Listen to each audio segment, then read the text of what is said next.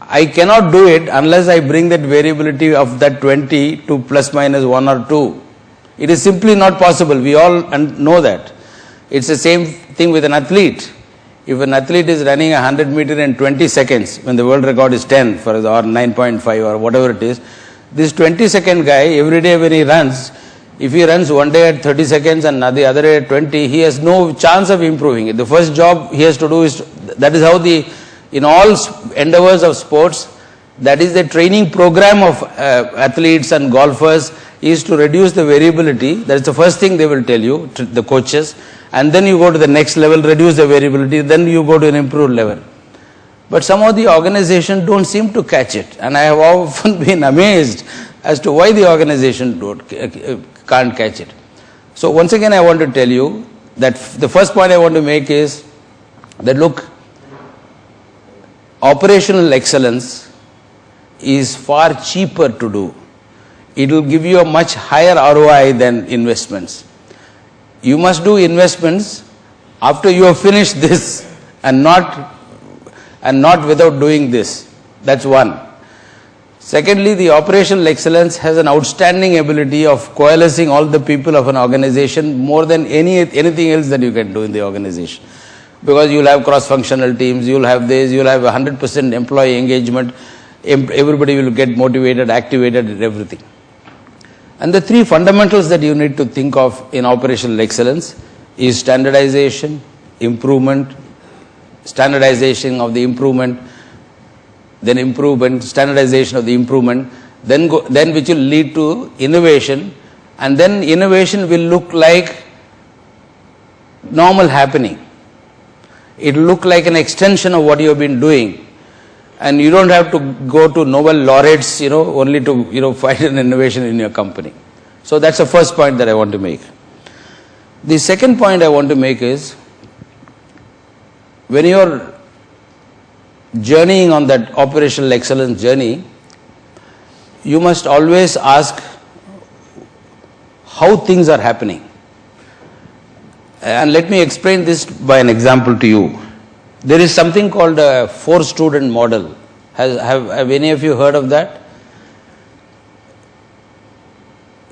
It's called a 4-student model, which we have used. I mean, in Tata Steel we use it in plenty because it came to us from Japan. Toyota, for example, uses the 4-student model very well.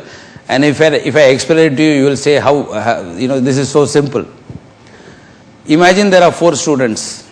Let us call them A, B, C and D. Student A is somebody who studies well, who has got good knowledge, and when he appears in the examination, he always scores the highest mark. That is student A. And irrespective of when the exam is held, whether it is a surprise exam or whether it is an exam, he always scores well because he has got studies, he is constantly studying, he is constantly preparing, he has got solid knowledge. That is student A. Then there is a student B who doesn't study. He will study only, up some 2 hours before the exam.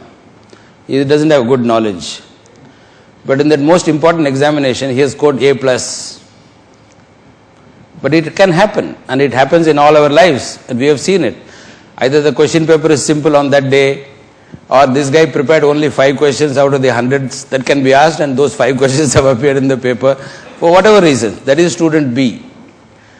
That means his results, if he were to write another examination, you can be sure he will fail, or his chances of success is not going to be high, and it is going to be unpredictable. Then there is a student C who studies well, who has got good knowledge, but he can't write examination properly, and therefore he is failing because he is unable to execute his strategies, or he is unable to convert his knowledge into a communication package. That is what is required by the examiner. That is student C. He is not sure. Next time around he may write well.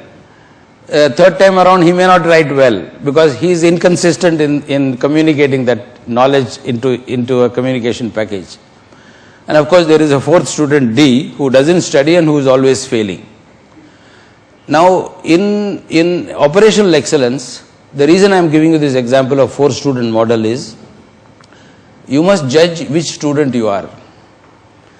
Have you done the right process and therefore you got the right results? Or have you done something and you got results somehow and you are imagining that you have done the right thing? Or you have done the right thing but you are unable to implement it because you lack the tools of implementation?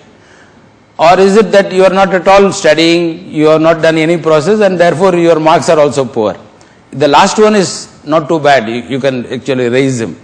The second and the third one, or the B and the C, are the problematic areas. Actually in Tata Steel, although I did not want to take example of Tata Steel just single out, we actually do this examination for every department. We see the result of a department, but we see the process of this department. And there is a team which actually judges these departments on the basis, because in department there are some processes which may be student A, some processes which may be student B. If there are, let us say, 100 processes in a department, there are 25 processes where you are. So this is a judging yourself honestly as to where to improve. If you are a student B, action plan is different. If you are a student C, then the action plan is different. If you are a student D, then the action plan is totally different. If you are in action A, the action plan is different. So it's a very simple device or a simple system which the Japanese total quality management methodology teaches us, and it is called the 4-student model.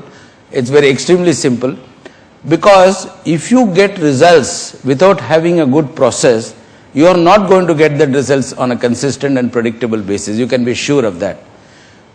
And therefore, what you must aim to become is a student A all the time, that you have good processes and you have got good results. So I'm just going to conclude. As I said, I'm not going to give you some high funda lecture and so on. But operational excellence is about being earthly. You need to have your feet on the ground. But it is the most powerful tool a company has to improve itself. The most powerful tool to improve profitability, much more than investment decisions, is operational excellence. Most managements don't pay enough attention to operational excellence because of the fact that it doesn't sound great.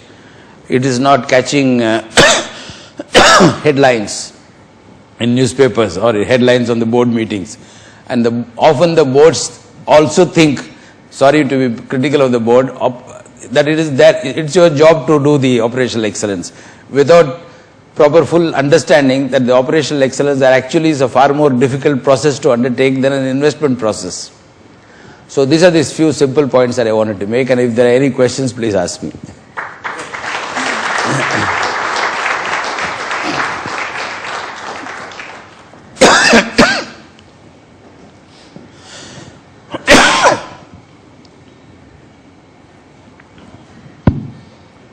Can I take that water? First and foremost, thank you, Mr. Muthuraman, for coming. And I'm so glad that I requested you to come, and I'm so glad that you, despite you are having come back from a long overseas trip yesterday, I'm glad you could make it, because yesterday evening when we talked, I was a little worried whether you will be able to make it, but I'm so happy. Also worried, because I was going to sleep. But I'm so happy that you could make it. But aptly said that many people, because of, I would use a little liberal word, because of fashion statement in corporate environment, pursue path of growth as the strategy of today. And most of the organizations perhaps therefore identify growth as a very clear manifestation of the organization good health. This is more by way of comment, and I thought for the team it's important to connect up. We chose for our strategic pillars by way of a choice that we made in terms of what you said about the Alice in Wonderland, in terms of the path that we have to reach and the roads that we have to take. The fact that growth is just 1/3 of what we need to pursue at Tata Power. And again, to connect up with what you described for us, for the team, operational excellence we divided into 2 parts. operations excellence and execution excellence. Why two? For the simple reason that we have tremendous amount of large capital investment that's going on in Tata Power today into projects which have to be very predictable. And I'm using some of your nice words that you said. Variability in terms of the cost that we predict, quality in terms of what we aspire and what therefore we must execute, also in terms of the time and the subsequent operations that we are able to get out of those large capital investments.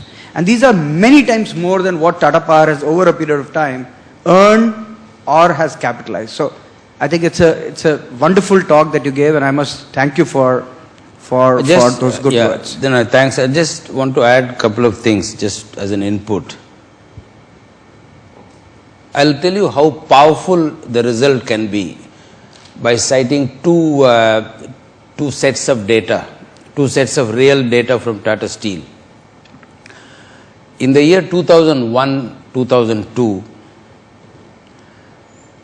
Tata Steel made a profit of, after tax, of 205 crores. There are only 5 companies in the world which made profit in that year. 5 of the thousands of companies. There are 5 companies that made profits in the world, and there is only 1 company in India which made profit, which is Tata Steel. And Tata Steel's profit of 205 crores in terms of PAT margin was the highest in the world, even though that figure of 205 is so small, because that year was a very bad year for the steel industry. Steel prices had plummeted, raw material prices high, imported coal was very high. A lot of things, a lot of terrible things happened, and the market demand was very bad. In that year, in that one single year, the audited benefits of improvement programs in Tata Steel was 900 crores. And our turnover in that year was around 4,500 crores. I just want to give you these numbers. We had started these programs around 94, 95. Slowly it picked up. First year we saved 100 crores. 2001, 2002 was one of the peak years. In a turnover of 4,500 crores, we would have made a loss of 700 crores if we didn't have these improvement programs of 900 crores. And it is an audited number, because every improvement program is audited by an external auditor as to whether it actually yielded results or not. It was just amazing. People could not believe. In fact, we came to the board and said that, look, I mean, I didn't say it in such, I would have got thrown out of the board. I said, you guys are not caring for operational excellence, that you are talking about other things, but here is what this company is about. The second set of data I will give you, this is about inventories and debtors, which is a common problem for all of us, irrespective of which industry we are in. In 95, 96, I will give you, in this data, I will give you 3 time zones. And my figures may be off by 1 or 2 days. In 95, 96, our inventory was 105 days of sale. In 2004, 2005, it was about 75 days of sale.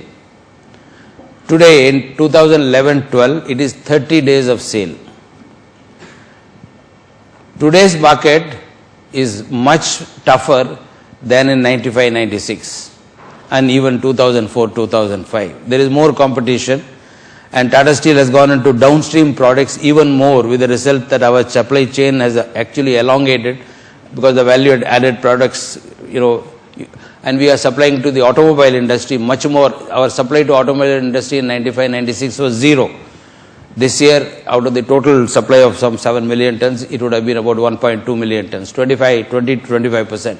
And the automobile industry always wants you to keep stock so that they don't have to keep any stocks.